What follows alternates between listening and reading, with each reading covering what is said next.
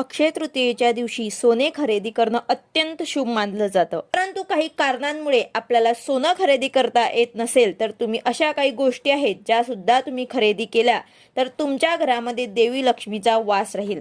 आपल्या घरामध्ये सुख समृद्धी येईल आणि धनाची देवता कुबेर देवता पण आपल्यावरती प्रसन्न राहील. त्यामधनं सर्वात पहिली वस्तू जी आहे ते म्हणजेच तुम्हाला जव खरेदी करून आणायची आहे. त्यानंतर दुसरी वस्तू जी आहे ती आहे कवड्या. लक्ष्मी माताला अतिशय प्रिय आहेत कवड्या. कवड्या विकत घेऊन तुम्हाला देवी लक्ष्मीच्या चरणी या दिवशी अर्पण करून त्यांची पंचोपचार पूजा करायची आहे. यानंतरची तिसरी वस्तू आहे दक्षिणावर्ती शंख. दक्षिणावर्ती शंख सुद्धा तुमच्या घरामध्ये नसेल तर या दिवशी तुम्ही विधिवत पूजा करून त्याची स्थापना तुमच्या घरामध्ये ठेवू शकतात. यानंतरची सर्वात महत्वाची गोष्ट म्हणजेच तुम्हाला या दिवशी घागर खरेदी करून मला त्यांची पंचोपचार पूजा करायची आहे. यानंतरची पुढची वस्तू जी आहे ती आहे श्रीयंत्र. जर तुमच्याकडे श्रीयंत्र नसेल तर ते सुद्धा तुम्ही